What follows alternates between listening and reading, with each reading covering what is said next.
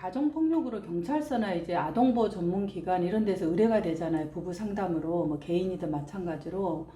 그러면 내담자들은 우리가 뭐 두려워요. 내가 뭐 이런 부분에 소통을 하고 싶어 이런 얘기를 하더라도 반드시 포함되어야 되는 목표가 있어요. 그게 뭐냐 그러면 폭력에 대한 부분에 대한 것들을 목표에 넣어야 되는 거죠. 왜냐하면 폭력으로 부부 관계에 대한 것이 결국 이분들이 사용한 방식이 폭력으로 남편이 폭력으로 결국 그 아주 어린 아동에게까지 영향을 미치고 있잖아요. 그 목격했기 때문에. 그래서 이제 아보전에서 상담에 의뢰가 됐다면 혹은 뭐 경찰서에서 의뢰가 됐다면 폭력은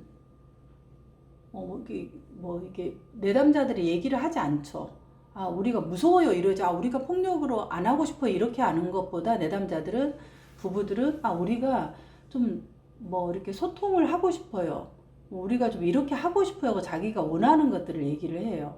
상담자가 이 부분을 이제 그런 경제적인 부분 또 뭐 이러이러한 부분에 대한 것들을 상담에서 다루고 싶네요. 근데 결국 이렇게 하려면 가장 중요한 것이 두 부부가 이제 의뢰된 사유가 결국은 폭력에 대한 부분이기 때문에 서로에 대한 의사소통에서 서로가 어떤 경우가 있더라도 폭력을 하지 않고 이렇게 비난하는 거죠. 폭력을 하지 않고 내가 원하는 것들을 얘기하는 것이 필요할 것으로 보여집니다 하고 이 부분을 상담자가 첫 세션에서 1회기 때 접수 면접할 때 이걸 다루어야 돼요.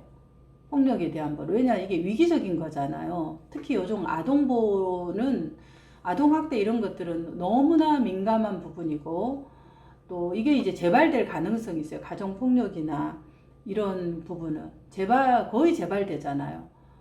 그러니까 이것을 어떤 다른 목표보다 이거를 먼저 다루어야 된다.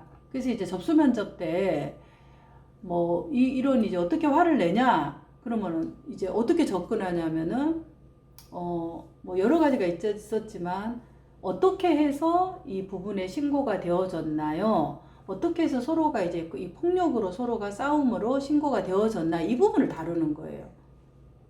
이 첫 회기 접수 면접에서는.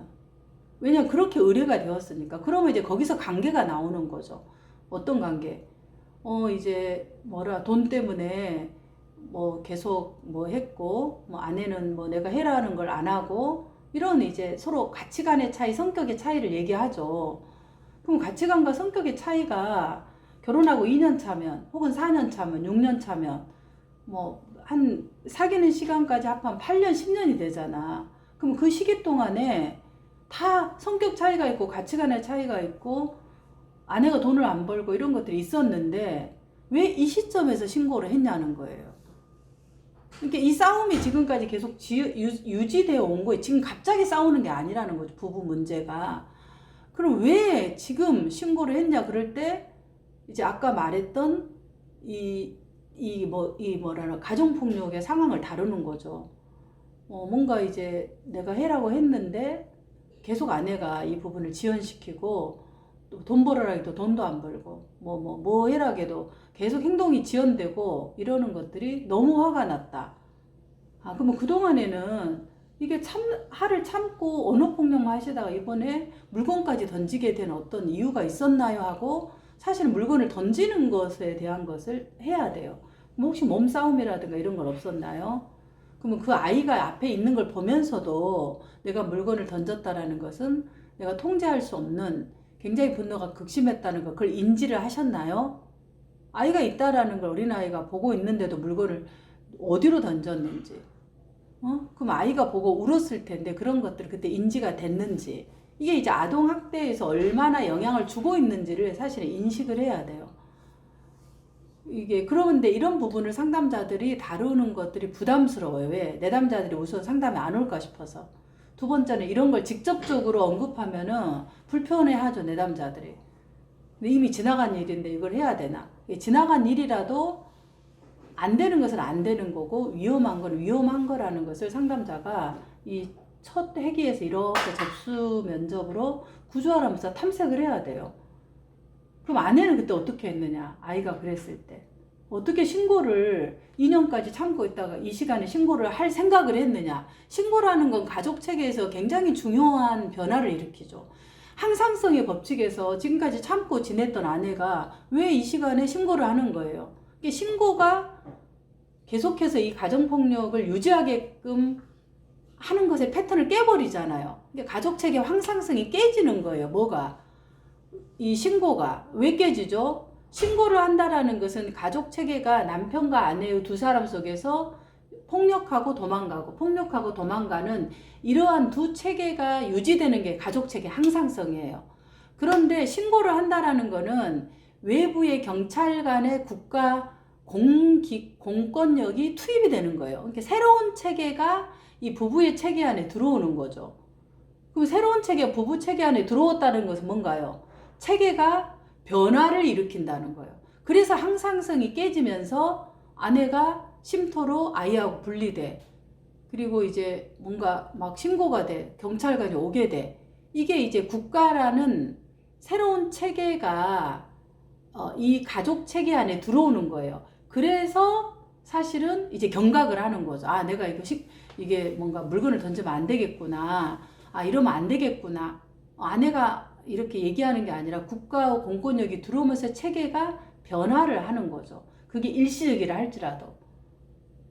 그러니까 이것을 이제 상담자가 체계적으로 이해하면서 물어야 돼요. 왜 신고를 했느냐?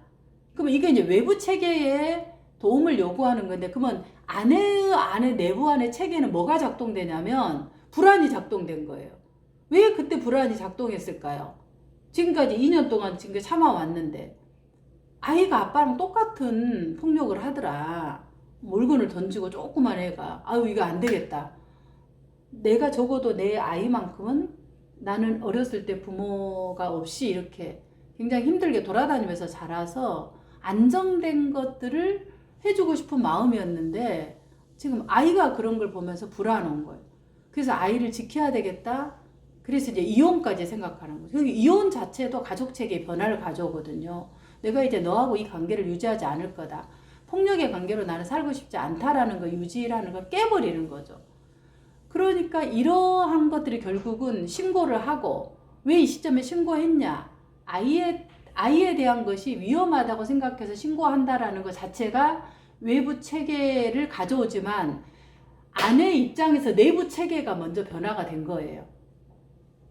그대로 그냥 가만히 있지 않겠다는 거죠. 이혼과 신고라는 것은 내담자 아내의 체계를 변동시키고 그 체계가 외부에 신고함으로써 국가 권력의 체계가 들어오면서 가족 체계 항상성이 깨지는 거죠. 그래서 가족 체계 변화가 일어나는 거예요. 그 변화 시점에서 상담자가 부부 상담을 하면서 이 체계의 변화를 계속 유지하도록 하는 거예요. 그래서 첫 회계 폭력을 다루어야 되는 거야.